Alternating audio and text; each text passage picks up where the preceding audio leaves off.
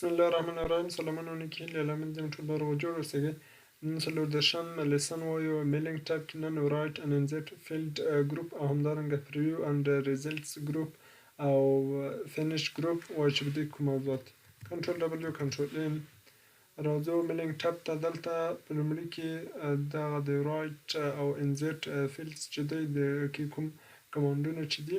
د ټول ان اکټیو دي، یعنې غیر فعاله دي، او همدارنګه په ریو ریزلټ کې هم غیر فعاله دي او فینیش کې هم فعاله دي. د دې لپاره چې دا فعاله شي راځو دلته یو لیست جوړوو او در لیست جوړوو. مثلا دلته ټایټل ورته کوو چې اډمین دی او همدارنګه نوم یې چې دی احمد دی او لاست چې دی احمدي دی. کمپنی نیم یې چې دی هم مثلا یو نوم امټین دی که نه امټین دی او همدارنګه لاین نمبر یې چې دی ادرس چې دی کابل دی. بل همدومره بسنه کوي. نور که چېرې وغواړو د دې دپاره به نور هم کړو. دلته یو بل به هم انټري کړو. بل ادرس مثلا دا چې دی دا هم اډمین دی اډمین دی او نوم یې هم علي دی. لاست نیم یې چې دی خان دی. کمپنی نوم یې د امټین به ورته ولیکو امټین دی او ادرس یې چې دی هم کابل کې دی. مثلا دا ادرس هم کابل. د شکل زه دا چې کوم اوکې کوم. دلته یې هم ثبتوم د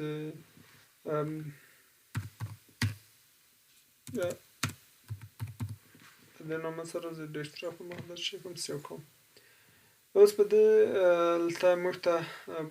یو څه شیان فعاله شول.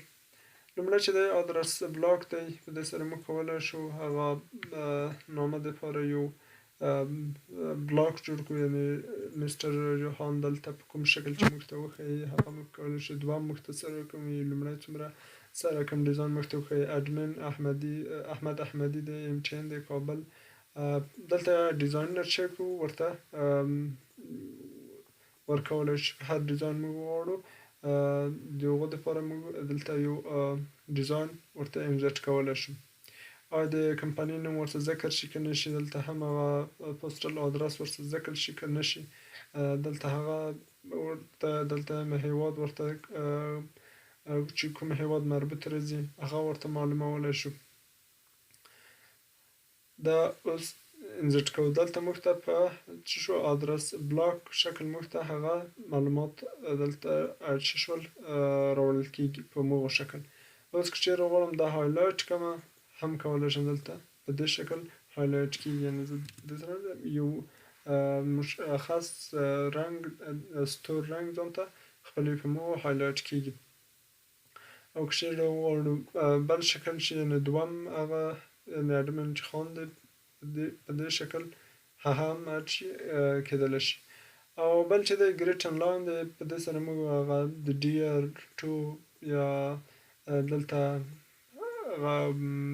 سټایل او فارمیټ لاین ورته د ګریټن دپاره موږ مشخصولی شو چې په دې شکل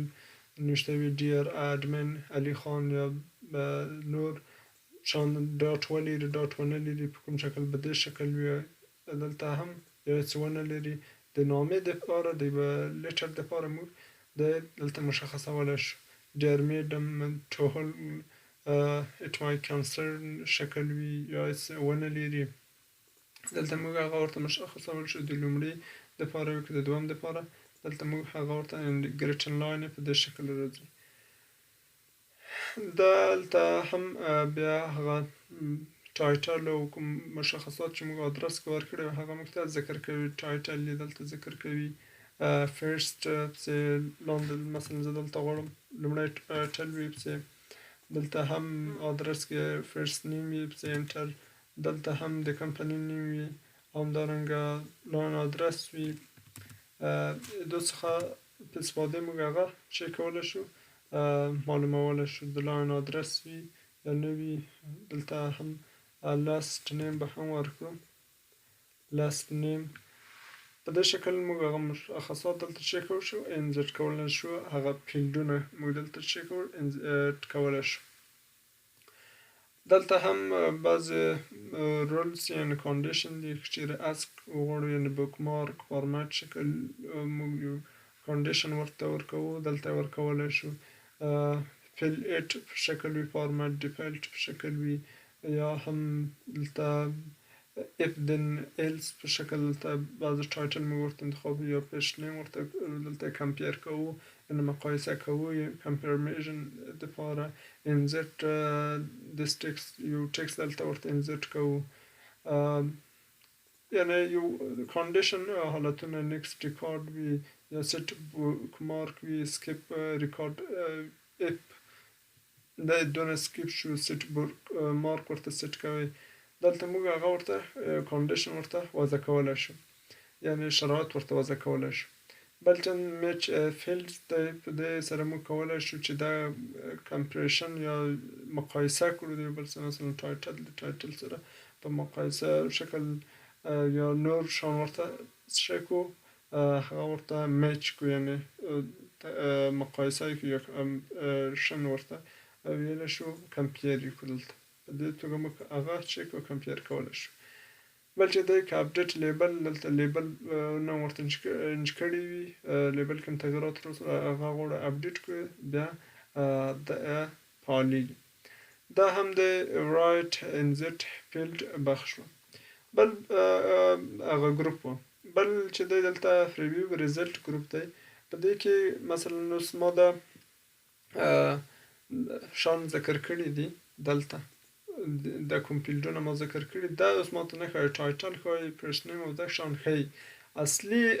کوم ادرس لیست چې ما ورکړی هغه نه ښایي په دې سره موږ ته هغه ښایي چې اډمین یې څوک دی اډمین دی او ټایټل یې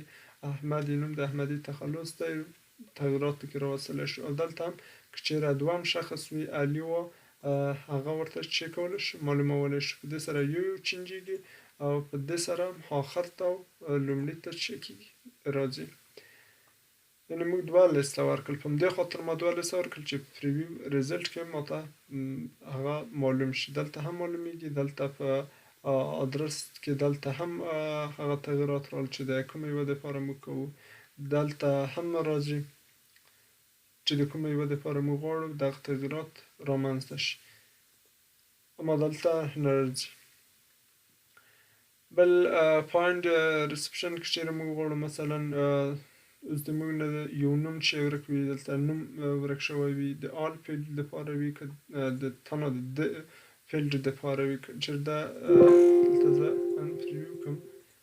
د ما نه یو نوم چې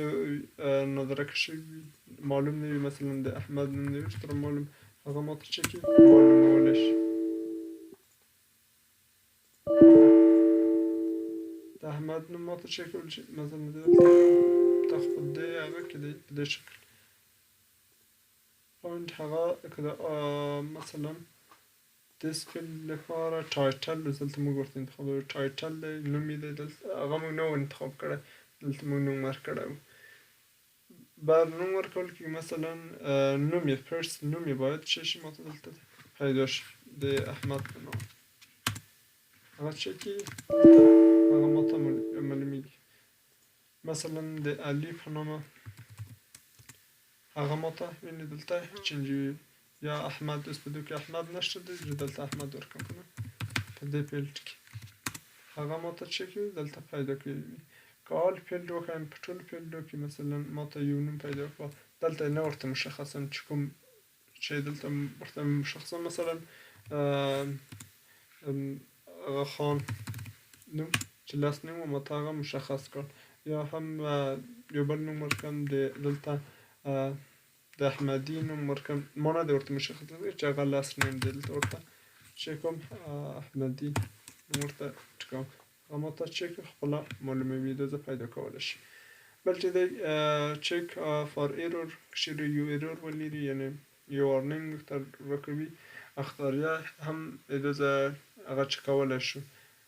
complete the merge passing to report each error as the occurs په دې شکل وي که په دې شکل وي چې merge and report error in a new document په نوي ډاکومنټ کې موږ ته دا راکړی دوی زه دا ورته انتخابولی شم په دې شکل موږ ته په نوي ډاکومنټ کې ایدو ایرور راکوي که په دې شکل وي په نوي ډاکومنټ کې موږ ته یعنې په دلته یې نور تغیرات رانغلل هماغه تغیرات دي دلته یو اډمین دی دلته بل اډمین دی هغه ادرسونه دي دلته یې ماته فقط د لیټر چینج کړ بیرته راځو دلته دا هم د دې بخش و او که بیرته د هایلایټ نه اوس په دې شکل موږ هغه معلومولی شو بل چې ګروپ چې دی د فینش ګروپ دی دا هم کولی شو موږ په دې سره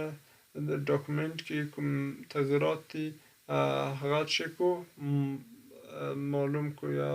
هم میرج کولی شو مطلب زه دو طریقه هغه لومړی دلته ایډیټ کولی شم مثلا ما دغه جوړ کړي دي په بله صفحه کې زه غواړم دا ایډیټ کړم غواړئ چې ایډیټ پکې راولئ بله صفحه دلته لیټر 2 شو ما دلته څه کولی شم ایډیټ مثلا لاندې نوشته کړم equal rnd دې شکل ماته چې لیکنه راکوي او هغه لاندې هم دلته لیکنه مو کولی شي ایجاد کړو مثلا equal rnd دلته هم په دو کې ایډیټ راوستلی شو یعنې د هم مشخصات شو دلته هم هغه لیکنه شو چې زه په لیټرینګ کې یوه موضوع په اړه ورته لیکم او که چیرې وغواړم بیرته راشم دلته تغییرات راولم دلته بیرته تغییرات راوستلی نه دا خو آل دپاره و آل فیلډ دپاره و که چیرې کرنټ ریکارډ دپاره وي هم کولی شم دلته لیټر سی راغله د هغه کرنټ ریکارډ دپاره دلته راغله دواړه ریکارډ رانغلل تنها یو ریکارډ دلته راغلل چې دلته کولی شو لاندې چې ورته نوشته کړو equal rnd یو متن ورته چې کړو ایجاد کړم مثلا په دې شکل دلته هم که او که چیرې وغواړو چې د یوه نه تر دوو پورې یا درې پورې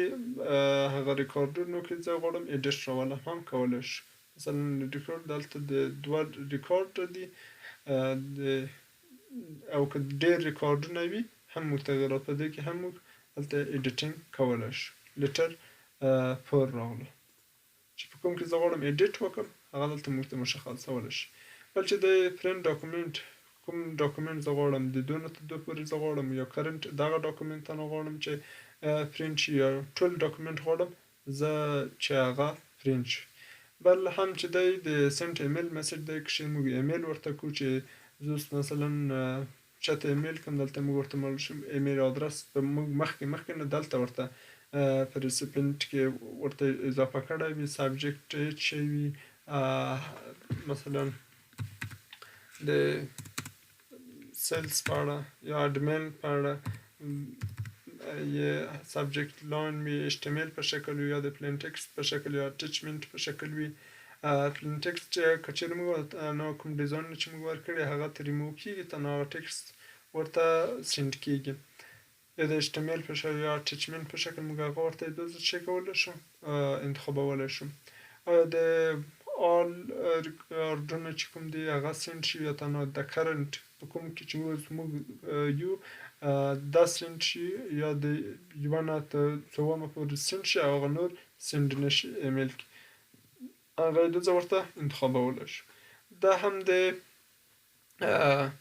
رایټ انزرټ فیلډز همدارنګه پریو ریزلټ او همدارنګه فینش ګروپ موضوعات و د میلینګ ټب آخري لیسن